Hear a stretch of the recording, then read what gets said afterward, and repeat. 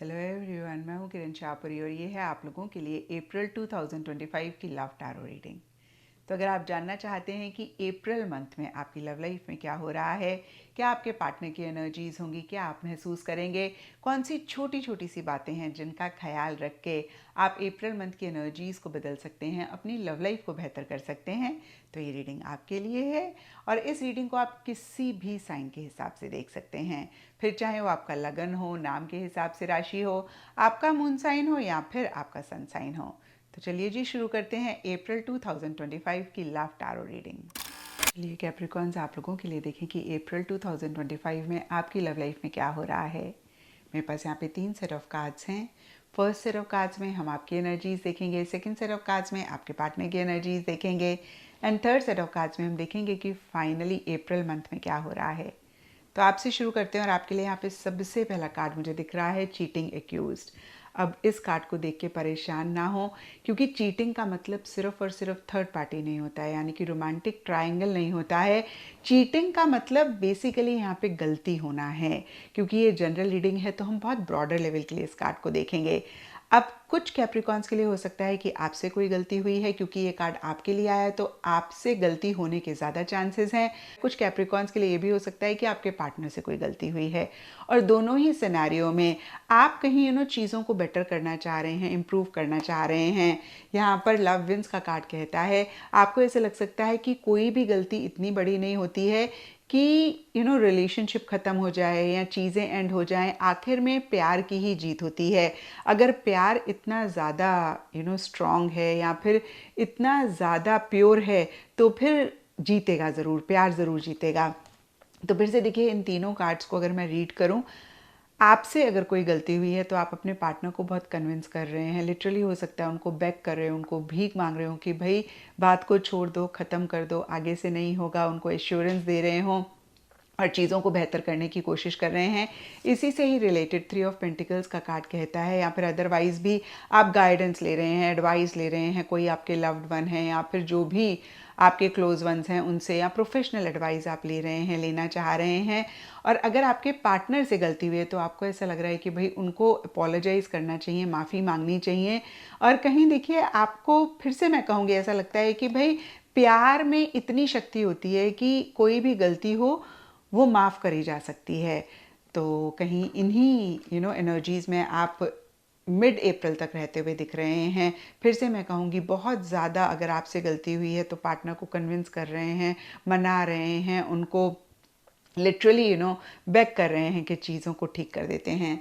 और and April के लिए किंग ऑफ सोर्ड्स का कार्ड कहता है कि थोड़ा सा आप की एनर्जीज़ में बदलाव आ सकता है। आपको ऐसे लग सकता है बस बहुत हो गया, अब थोड़ी अथॉरिटी भी मेंटेन करनी है, तो थोड़ा अथॉरिटी के साथ आप चीज़ों को डील कर रहे हैं।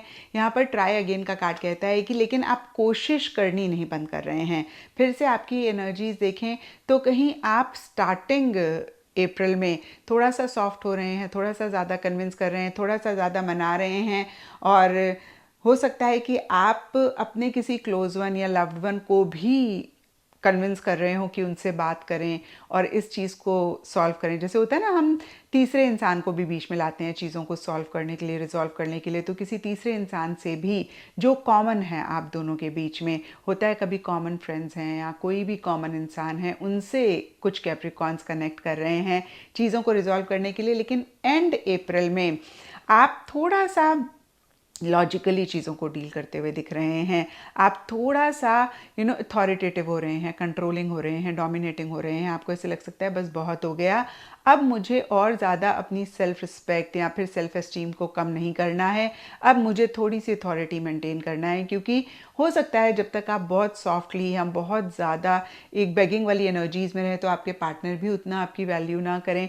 तो आपको ऐसे लग सकता है कि बस बहुत हो गया। अगेन आप थोड़ा चीज़ों का कंट्रोल अपने हाथ में लेते हुए और अथॉरिटी मेंटेन करते हुए ट्राई तो कर रहे हैं, कोशिश तो कर रहे हैं कि चीज़ें बेहतर हो जाएं।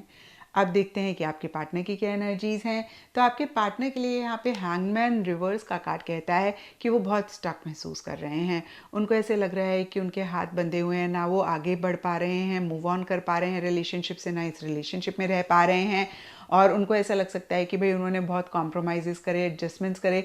अब एडजस्टमेंट्स कॉम्प्रोमाइज़ किसने करे मुझे नहीं पता है कैप्रिकॉन्स, क्योंकि हर एक इंसान का नज़रिया होता है।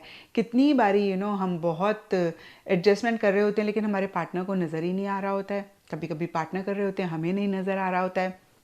अब आपके पार्टनर ने सेक्रीफाइसेस कॉम्प्रोमाइज़ करे नहीं करे मैं नहीं कह सकती हूँ, बट यस उनको ये फीलिंग ज़रूर हो रही है कि उन्होंने बहुत कॉम्प्रोमाइज़ करे, एडजस्टमेंट्स करे, और ये जो भी हुआ वो ठीक नहीं है, तो कहीं स्टक महसूस करते हुए दिख रहे हैं। और स्वीट मैसेजेस का कार्ड कहता है जितना भी सरफेस लेवल पे वो स्टक महसूस कर रहे हो, मन ही मन उनके मन में आपके लिए प्यार है, मोहब्बत है, आपसे कनेक्ट करना चाह रहे हैं, आपको मैसेजेस भेजना चाह रहे हैं, आपसे बात करना चाह रहे हैं। और हो सकता है कि उतना एक्शन इनिशिएटिव्स ना ले रहे हो, थोड़ा सा विड्रॉ कर रहे हो, लेकिन आप जब इनिशिएटिव ले रहे हैं तो वो उसका बहुत स्वीटली, बहुत प्यार मोहब्बत से जवाब दे रहे हैं।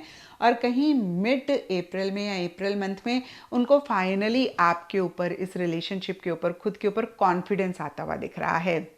यहाँ पे 2 ऑफ वॉन्ड्स का कार्ड कहता है वो चीज़ों को रिजॉल्व करके नेक्स्ट लेवल पर लेकर जाना चाह रहे हैं। इन इट टू स्कोर का कार्ड कहता है उनको ऐसे लगता है जो भी हो बस उनको इस रिलेशनशिप को सक्सेसफुल बनाना है, इस रिलेशनशिप को बेहतर करना है। और कहीं जैसे हमने देखा कि स्टार्टिंग अप्रैल में इतने एक्शन इनिशिएटिव्स नहीं ले रहे थे, तो कहीं मिड अप्रैल के बाद से थोड़ा सा एक्शन इनिशिएटिव्स लेते हुए दिख रहे हैं, कमिटमेंट, स्टेबिलिटी चाहते हुए दिख रहे हैं, लेकिन साथ ही साथ हाइडिंग समथिंग का कार्ड कहता है कोई तो चीज़ छुपा रहे हैं। अब देखिए इस कार्ड को जब मैं देख रही हूँ तो ये भी हो सकता है कैप्रिकॉन्स की आपके पार्टनर से कोई गलती हुई है और आपको ऐसे लग रहा है कि भाई उनको माफ़ी मांगनी चाहिए, उनको अपोलोजाइज़ करना चाहिए और उनको चीज़ों को रिजॉल्व करना चाहिए। और इसीलिए शायद एंड अप्रैल में आप थोड़ा सा अथॉरिटेटिव हो रहे हैं, अथॉरिटी के साथ चीज़ों को डील कर रहे हैं, या फिर लॉजिकल हो रहे हैं। ये भी कुछ कैप्रिकॉन और उनके पार्टनर के रिलेशनशिप में एक सिनेरियो रह सकता है। और अगर आपकी भी गलती हुई है तो भी वो आपसे चीज़ें छुपा रहे हैं, खुल के आपसे बातें नहीं शेयर कर रहे हैं। कहीं आगे तो इस रिलेशनशिप में बढ़ना चाह रहे हैं, लेकिन कहीं थोड़ा प्रैक्टिकल, रियलिस्टिक भी हो रहे हैं, कहीं थोड़ा सा माइंड से भी मैं कहूँगी चीज़ों को वो डील करते हुए दिख रहे हैं। अब देखते हैं कैप्रिकॉन्स के अप्रैल मंथ में क्या हो रहा है। तो यहाँ पे देखिए फाइट का कार्ड है, बहुत ही क्लियरली कहता है पीछे या फिर अप्रैल स्टार्टिंग में आपकी बहुत ज़बरदस्त फाइट हो सकती है, कुछ के लिए छोटी मोटी भी हो सकती है, लेकिन ज़्यादा बड़ी फाइट रहती हुई दिख रही है, क्योंकि फाइट के ऊपर 5 ऑफ पेंटिकल्स का कार्ड कहता है इस लड़ाई के बाद थोड़े टाइम तक आप दोनों एक दूसरे से उतना कनेक्ट करते हुए, इतनी बात करते हुए नहीं दिख रहे हैं। अब देखिए फिर से मैं कहूँगी जनरल रीडिंग है, पॉसिबल नहीं है कि सबके लिए एक तरीके से ही चीज़ें रहें। जितनी भी आपकी बात हो रही थी उससे बातचीत या तो कम होती हुई दिख रही है, या फिर अप्रैल स्टार्टिंग में या कुछ टाइम से आप लोग एक दूसरे से बात नहीं कर रहे हैं। फिर से मैं कहूँगी या तो जितनी होती है उससे कम हो रही है या नहीं हो रही है। एंड रिमाइंडर्स का कार्ड कहता है चीज़ें जो आसपास हैं वो आप दोनों को ही एक दूसरे की याद दिला रही हैं। होता है ना, जिस जगह पे हम लोग ज़्यादा मिलते हैं या फिर जिस जगह को हम ज़्यादा विज़िट करते हैं, कभी कभी वो कैफ़े होता है या कभी कभी कोई भी जगह होती है या कॉलेज होता है, जब हम उस जगह को विज़िट करते हैं तो हमें याद आती है। तो रिमाइंडर्स का कार्ड कहता है आप दोनों को ही एक दूसरे की याद आ रही है। और 6 ऑफ सोर्ड्स का कार्ड कहता है डिस्टेंस आता हुआ दिख रहा है, चीज़ें आगे बढ़ाना चाह रहे हैं या बढ़ रही हैं, आप दोनों में से कोई एक ट्रैवल कर रहे हैं, ट्रैवल करना चाह रहे हैं, या फिर थोड़ा सा एक दूरी मेंटेन करते हुए दिख रहे हैं। एंड अप्रैल के लिए options and 6 of wands reverse के कार्ड्स कहते हैं कि आप दोनों शायद एंड अप्रैल में चीज़ों को बेहतर करना चाह रहे हैं, लेकिन ईगो की वजह से नहीं कर पा रहे हैं। थोड़ा सा एक घमंड, थोड़ा सा एक एरोगेंस और घमंड are not the right words, ego right word है। तो ईगो की वजह से शायद नहीं कनेक्ट कर रहे हैं, या फिर ऐसा लग रहा है कि पता नहीं लोग क्या कहेंगे, सोसाइटी, रिलीजन या फिर जो भी लोग आपके आसपास हैं उनके बारे में सोच रहे हैं, या फिर से मैं कहूँगी ईगो है। तो कहीं इस रिलेशनशिप में चीज़ों को आगे बढ़ाना चाह रहे हैं, चीज़ों को बेहतर करना चाह रहे हैं, लेकिन नहीं कर पा रहे हैं। कहीं आपकी ईगो या उनकी ईगो रोक रही है। और ऑप्शंस का कार्ड कहता है कि समझ में नहीं आ रहा है क्या करें, एक मन कुछ और कहता है, दूसरा मन कुछ और कहता है। तो देखिए ओवरऑल के लिए अगर मैं देखूं तो आपके पार्टनर का एक एनर्जीज या माइंडसेट इस रिलेशनशिप के लिए मिड अप्रैल के बाद बेहतर रहता हुआ दिख रहा है। हालांकि वो आपसे कोई बात डेफिनेटली छुपाते हुए दिख रहे हैं।